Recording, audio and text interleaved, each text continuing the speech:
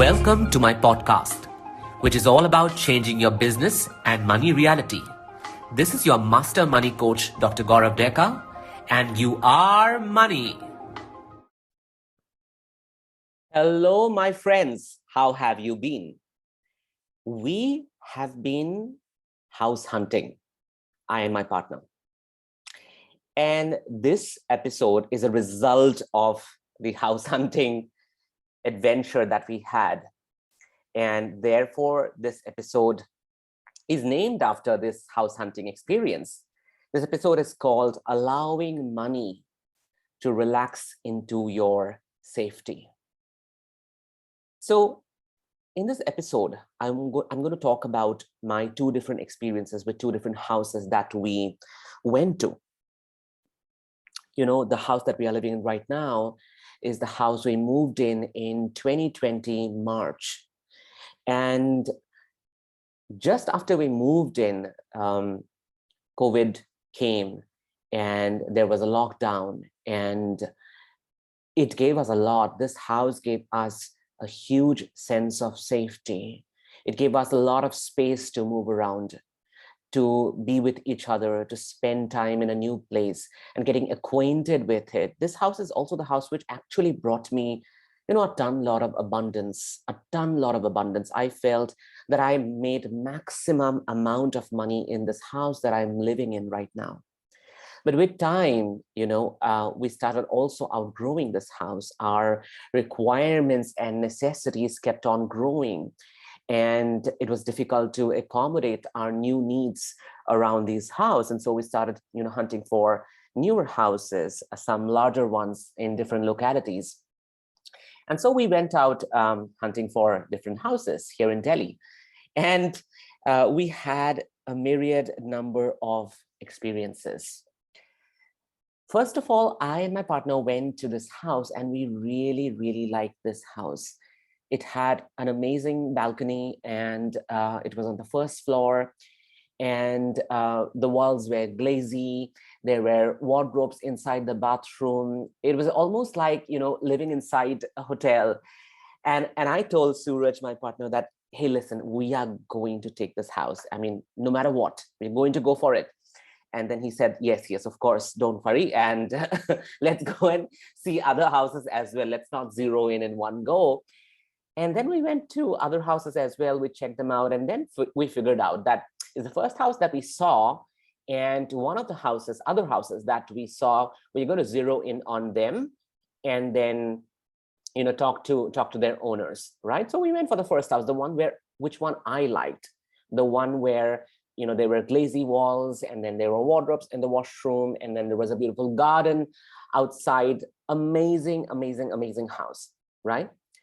So we went and we met the owner of this house. He called up. And the moment he opened his door, I saw his face, and then I was like, there's something going on here. His face is so sullen. He is almost angry and scared at the same time. And then he asked us to sit down, and then he crossed his legs and crossed his arms, and then he was like, okay, shoot.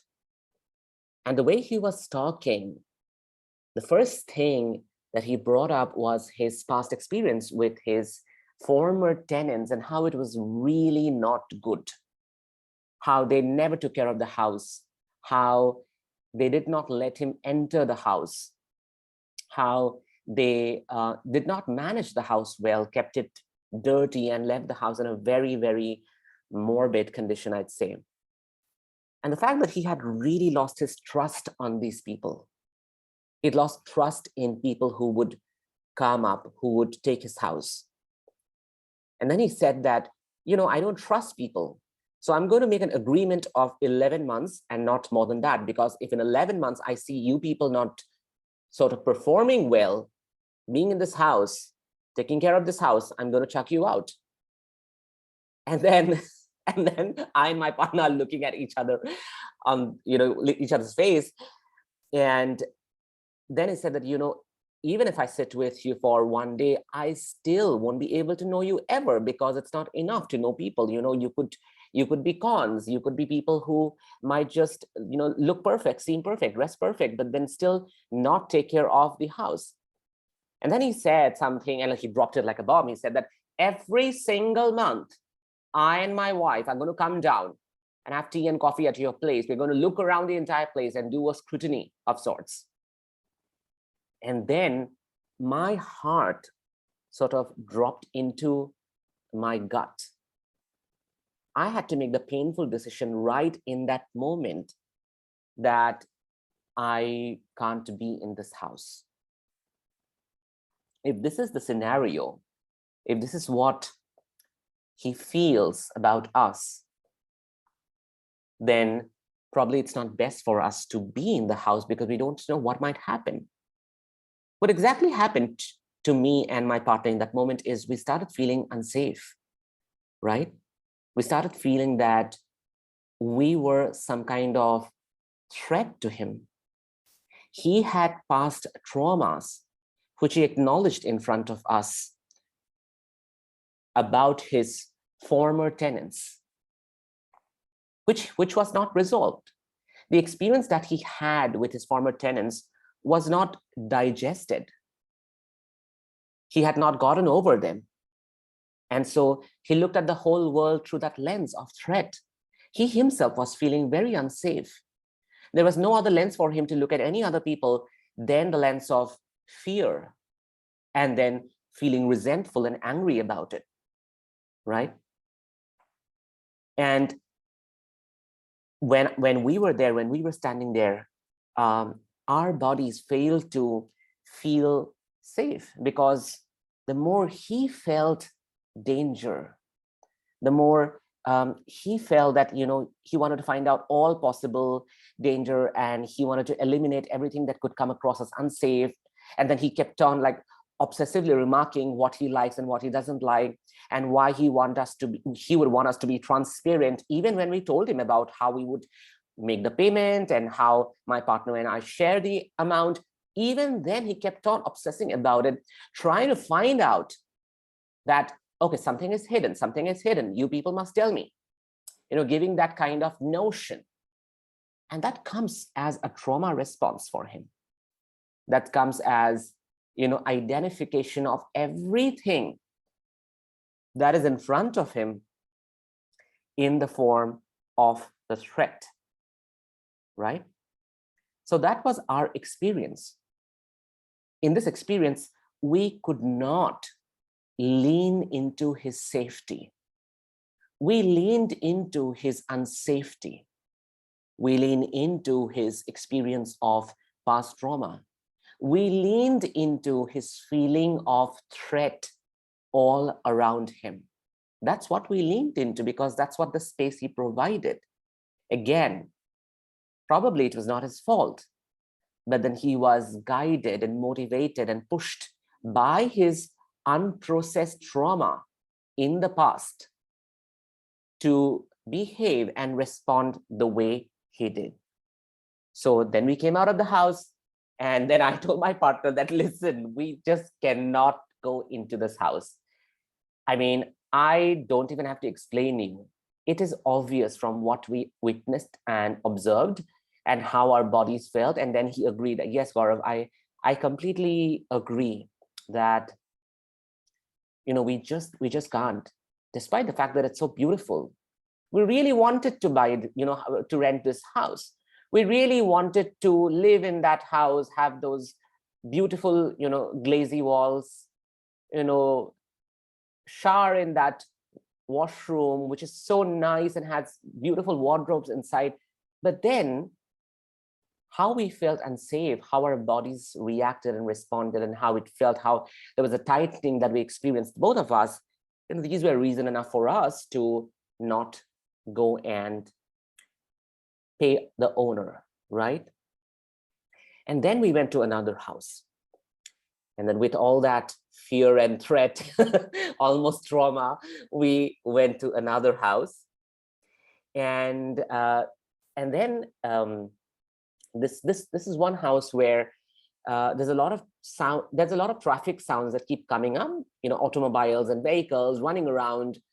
It keeps coming up. It's not a lot. It's somewhere I could manage, especially the fact that I do coaching work. I talk to so many people. I need my environment traffic free. I also, of course, make this podcast, as a result of which, I need my environment free of a lot of loud noises. Some noise is okay. The dog barking, one or car moving around is okay. But I do like my environment noise free. So here we go into this house. This is also a beautiful 5-bedroom apartment. While it's not that glazy, but quite beautiful, really wonderful bedrooms. The bedrooms have the most spacious wardrobes, amazing wallpapers. And some parts are still getting, still under construction, especially the kitchen. However, the kitchen in the previous house was larger than this house that we are, going into right now. And then what happens is the owner comes out, the owner who is, the moment we see the owner, we realize that this owner should be around in his 70s or 80s, is an old man who comes out, walking slowly and steadily, towards us, smiling. And the moment he takes a seat, he asks us to take a seat and asks one of his helper to get us water. And then we drink some water because it's really hot in July in Delhi. And then he asks about us, and he takes a lot of interest in knowing us. He asks me how I work with my clients, what is exactly a trauma-informed life coach or a therapist does. How does, childhood trauma work? He took so much of interest. And then he asked my partner how, his work as a public health, a medical officer, influences the community, how he likes working in the foundation that he's working with, how he feels about clinical practice versus non-clinical practice, and all of that. And we could see how he was interested. And then he, of course, started talking about his grandchildren who live with him, and the fact that his children, his real children, stay away. And he's the only one who lives in that house. And he talked about his grandchildren and how they are so dear to him, how he loves them. And then the door opened and a small Shih Tzu puppy came. And my partner is bonkers for, small puppies. He loves pets, he loves dogs, like anything. And then, the owner was like laughing and smiling. And then this dog was playing with my partner. And it was such a lovely moment of bonding. We had bonded with this person who we did not know, who we had not met for 2 hours. We met for 20 minutes. And in those 20 minutes, we had bonded. And then he looked at us and he said that, I would really love you people staying here, because you staying here would also give me a sense of safety. That's exactly the line he said. He said, my children are away, so having someone living in the first floor would make me feel safe. I would feel great. And it would be okay to have, people like you, because I really like your personality, and I like the work you do. And I would want peace-loving people to stay here. And I don't mind.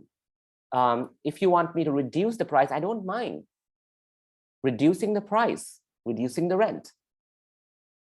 And then I asked him about the noise, that, okay, is there noise? Because I can hear traffic going on. Then he didn't lie. You see, he didn't lie. The broker who went with us, the agent who went with us, by the way, he said, no, there's no noise. There's just one school in front, and the children come out in the afternoon, and they make noise, but then it's not a lot. But then he said that, wait a minute. There is noise. We can always have noise cancellation windows and glasses, but there is noise. I would want you to go to the first floor and check all rooms and see which room would you like to make the room for your therapy/coaching, so that that's the room of minimum noise. because there is a school in front of this house. There are cars and bikes moving around downstairs. He didn't lie. He spoke the truth. He didn't think that just because he could tell us a lie, he could just say, he could cover it up basically, that no, there is no noise, no noise comes in this house, He could say something like that, or he could just dismiss, people's concerns. But he didn't do that. It's not basically his concern whether we take the house or we don't take the house, whether we live there or we don't live there. He was welcoming. He bonded with us. He spoke about his life. He formed a relationship in just 20 to 30 minutes. And he spoke the truth. He was honest about what he was selling, what he was offering, right? We immediately leaned into his sense of safety. One could see he had lived his life. He talked about his life in London, and then how he came back because he wanted to be in community, because there he felt alone. And there was this easy energy about him. The way he also quoted the price, the fact that he loved meeting us, the fact that his body was so open to receive us, the fact that he was so honest without desiring the end result, whether we would really end up taking the house or not. And he did that not because of an agenda. He did that because he was genuine from within. He could sink and lean into his own safety. He could feel good about who he was, the fact that he knew he had value, and the fact that he was making a genuine offer. And in order to sell that genuine offer, he doesn't need to lie. So both the experience, this one and the previous one, where we could not lean into the safety of the other person, even though we really liked that house, and even though we really wanted to rent it, to live in it, versus this house, wherein even if it does not satisfy 10 out of 10 requirements for both of us, yet we are considering about taking this house because the experience we had with the person who was selling it, the owner, was so wholesome, was so beautiful, was so honest, was so, I'd say, was so human, And that's what I tell people about, selling their healing, selling their coaching to their clients. For your clients to buy your work, for your clients to hire you, there has to be this space, there has to be this embodiment of safety that they can lean into, right? You cannot be propelled and pushed by your past experiences, which are undigested, unprocessed, unwitnessed, that you would keep bringing up to your potential clients, to your current clients, and make them feel unsafe, like the first owner did. Why did that happen? Tell me, why did that happen? This happens because we don't do our own work. I can understand that the owner of the first house may not have access to the knowledge that it's important to work with our previous undigested traumatic experiences, shocking experiences. But we as healers, as therapists, as coaches, we have access to that knowledge, right? We know that we carry the energy of our past experiences into our current and future experiences.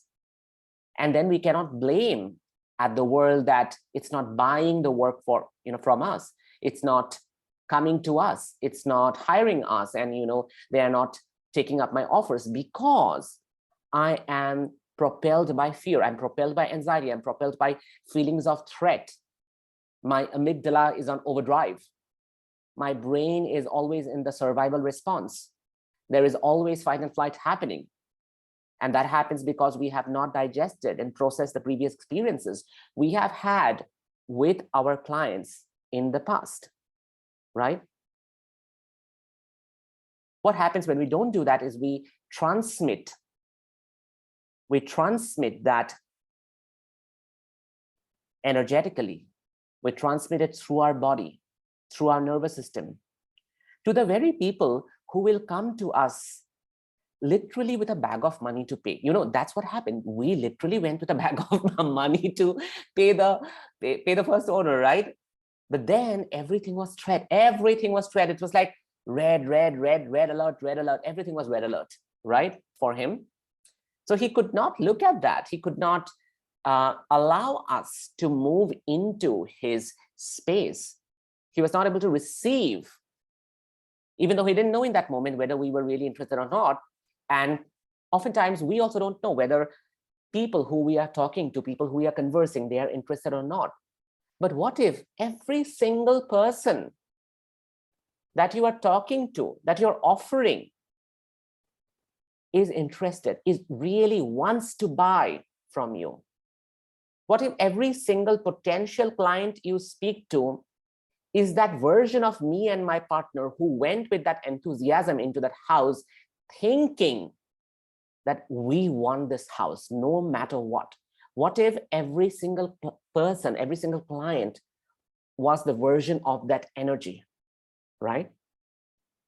That's the thought we need, but we cannot have that thought about people unless we ourselves begin to feel safe in receiving them, in offering to them, in talking to them, in making our offers, in not judging them. Because if we are guided by trauma responses are going to come up, and that's how we are going to judge them, right? As a result of which, what happens is people who come, they move away because they're repelled by the fear. They feel unsafe. They themselves feel threatened. You transmit the fear and anxiety into their body. Their nervous system fails to regulate with your nervous system, and that's what is necessary even with your current clients.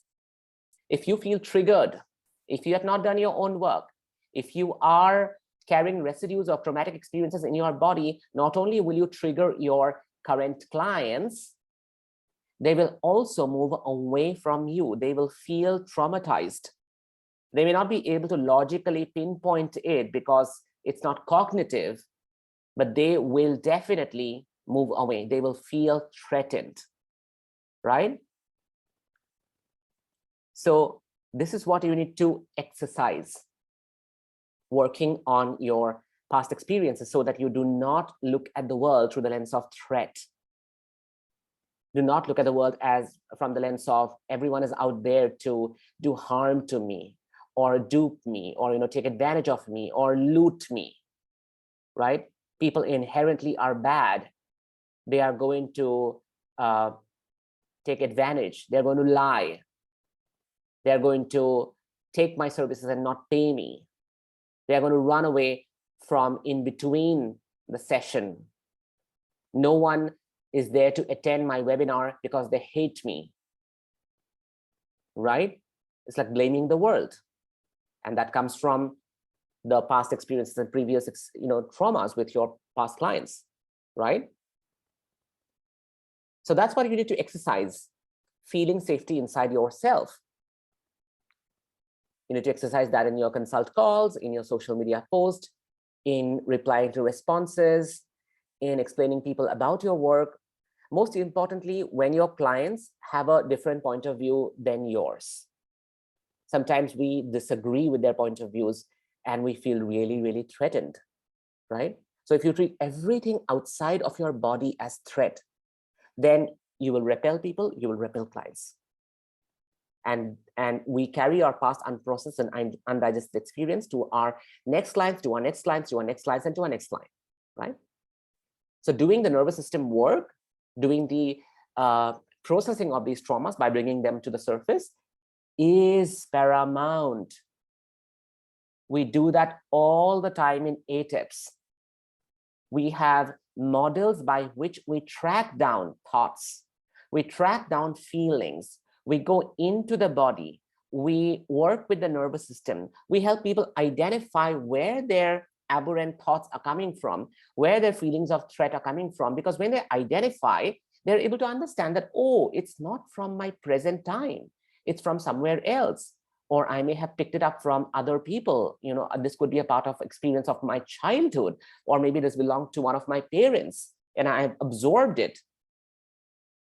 And that's how we do this work. We have different models inside ATEPs. That's the reason why, you know, getting on weekly coaching calls is important, because you never know for what reason your conversions are not happening, for what reasons clients are moving away. You never know for what reasons you may not be, your offer may not be getting out in the market and people may not be buying it. You don't know, because the reasons are hidden. They are in the subconscious, they are in the unconscious, and they need to be addressed.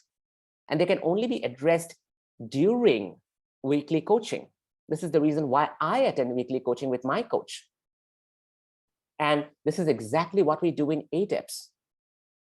And then we rewire your nervous system during the coaching call so that you can allow the money that people are out there to pay you to relax into your safety.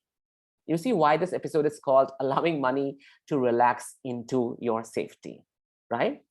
And when we do that work inside ATEPs, we are able to do things that the next owner did, isn't it? The next owner, what did it do?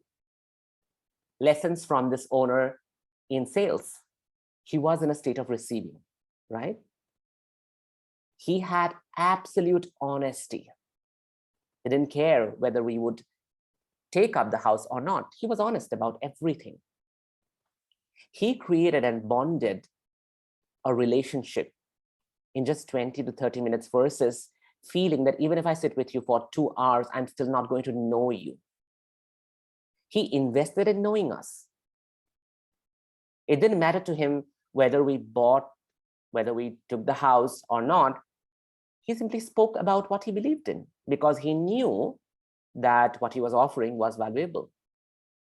And he found us valuable. He told us that I would really want you to be here. And then he asked us for our requirements instead of telling his requirements. Isn't it?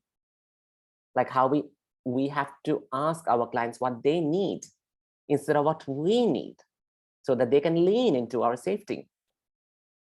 He also asked us if we had any objections to anything, because he said that you can please go to the first floor and check which room works for you, which room doesn't work for you. So he was ready to accept that we may have different point of views than his, and that objections is just a part of buying and selling. It's not written in stone, and it's not a bad thing, right? And he was his natural self.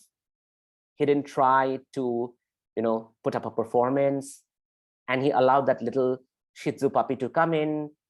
There was no sense of threat of how his beloved little pet could come and play with us in the first meeting itself.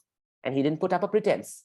He didn't have lack of trust. He didn't feel unsafe within himself. And hence, we did not feel unsafe. We did not feel unsafe. We could lean into his safety. And that convinced us that, okay, let us consider this house. Even if it doesn't meet all our requirements, we can still go and buy this house. In contrast to the one where we felt that we wanted to buy that house, but then after the experience, we could not. And this is exactly what you need to replicate with clients, future clients, current clients, prospective clients, because they must be able to lean into your safety, because they are going to sense your nervous system and feel regulated by your presence. Here's the truth. They are paying you for their safety, how safe they feel, how confident they feel around you, how relaxed their bodies are around you, how they can believe in themselves because you believe in them and you believe in what you're offering to them. For that, they are paying you. They're paying you for, the fact that they trust you and you show interest in their well-being. You are attractive to them because of your kindness, because of your truth, your honesty, your authenticity. And that is exactly the reason they are going to buy from you. And inside 8tips, this is how we change the selling game. Because as I said, we make you go through these models, your inner processing, and selling simply becomes love. It becomes trust, it becomes ease, it becomes honor. That is what needs to happen when we go out in the world, creating value, making our offers, and allowing our clients, allowing people to lean into our safety. Okay, guys, this is where I'm going to leave you today, and I'll speak to you next week. Thank you so much. If you enjoyed listening to this podcast and are willing to change your business and money reality, head to my free coaching community on Facebook called You Are Money. Link is in the show notes. And do not forget to leave a review on Spotify.com or Apple Podcast. Thank you so much.